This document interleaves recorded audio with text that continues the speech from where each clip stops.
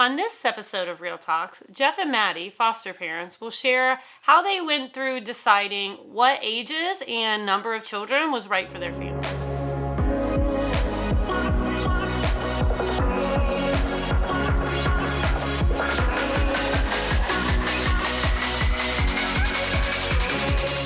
So, talk about what ages that you guys took and how you decided that, and did it always stay the same? And how many kids you said you would take? How did you guys decide that? And what are they? Go ahead. You want me? Initially, we said baby to two, I think. 0 to 2 was 0 to 2 was our initial we wanted. We said one, but we did check the box that we would be open to a sibling if there was a sibling for a 0 to 2-year-old. And we got 3 calls, and they all were They were all for siblings, and he was like, "Do they know that we?" We said 1.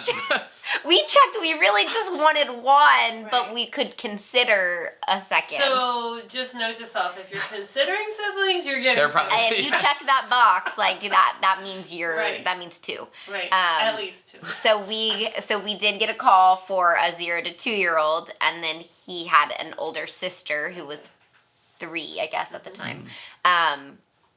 Yeah. And what made you guys pick that age? Because you had kids of your own. Yes. So how did you come up with that age? Because a lot of people, that's something they think about. Mm-hmm. Do we only want kids younger than our kids or older? You know what I mean? How did you guys come to that decision? We had at the time a 1-year-old, a 3-year-old, and a 4-year-old. No. 5. 2-year-old, 4-year-old. It all runs. I know. 2, 4, and 5. We wanted kids that were younger than our oldest. Okay. We were okay with, it didn't have to be younger than all, but younger than the oldest. Your oldest would still be stay your the oldest. But we did say 0 to 2 because we thought somewhat keep the birth order in line would be easiest and best. It's like bringing home a new baby with our 2-year-old. It just felt more natural. Mm-hmm. So you guys had younger kids, but how did your bio children adjust through the whole process? I'm sure at first there's excitement, but they don't really get what you mean when you're saying you're bringing other kids. Yeah. Talk about how that was for your own kids. Well, we had the unique situation where we were able, because the foster babies that we took in were disrupted, so they were in a different foster home, and so they had 30 days of finding them their forever placement, not forever, forever, but longer term, and they to assure, that the next family that they were with would not disrupt. And so we got to meet them, I think twice, even, and have play dates just to see. And that was probably good for your kids. It was awesome for our kids, so it wasn't a surprise to them when all of a sudden they moved in, because they kind of knew. And we told them before the play dates. I think our oldest kind of understood more. Mm-hmm. The younger two, the younger two were kind of just sure, you want more kids to play with. This will be fun. Then they move in. And then, was there a honeymoon period? Was there, struggles? Yeah. I'm sure there were. Can you talk a little bit about those? I think that the first week for sure is honeymoon. Even the first month. And then after that, the trauma starts to come out. Mm-hmm. The kids start fighting their siblings at that point. A month in, they treat each other like brothers and sisters, and they're fighting brothers and sisters. Right. And so, I would say that the honeymoon period lasted a week to a month, and then it got real, and they were well-adjusted. It just gets hard, It's bath time for 5 kids. It's I felt like a drill instructor. It was I was running the whole thing, and it was we're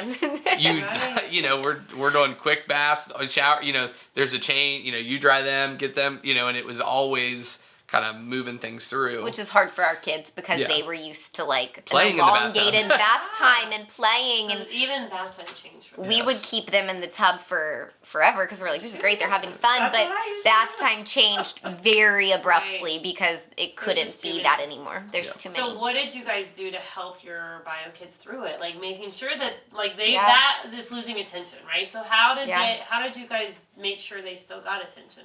We still, I think, took time to tried to be as much as we could, time to talk to them, and still did the same routine for bedtime. Okay. And just brought, we had more kids around, but we still did the same things. Okay.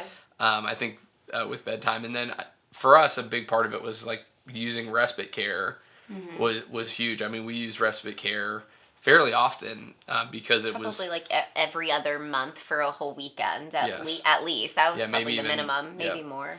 and it was just nice to be able to do things as our family. Because you're just not able to give the same amount of attention as you were before.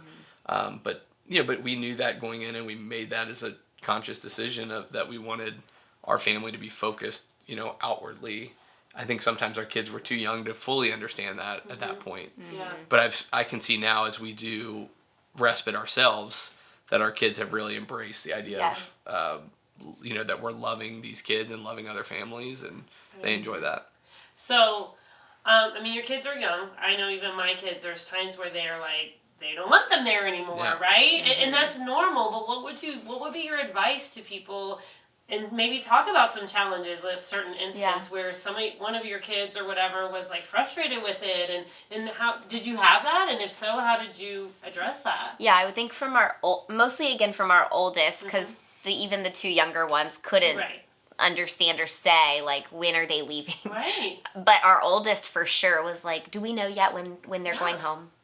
And we were like, what? Like, it kind of hurt us, and we were like, you are a mean kid. Yeah, I went through that too. Like, although at the same time we said that to each other. We were also like, wondering that ourselves, but and it made me so upset at first until you take a step back and you're like, well, yeah, like we were saying the same things behind closed doors, like, this is really hard. Like, I wonder when or if we can they're have gonna normal life again. And when will they reunify?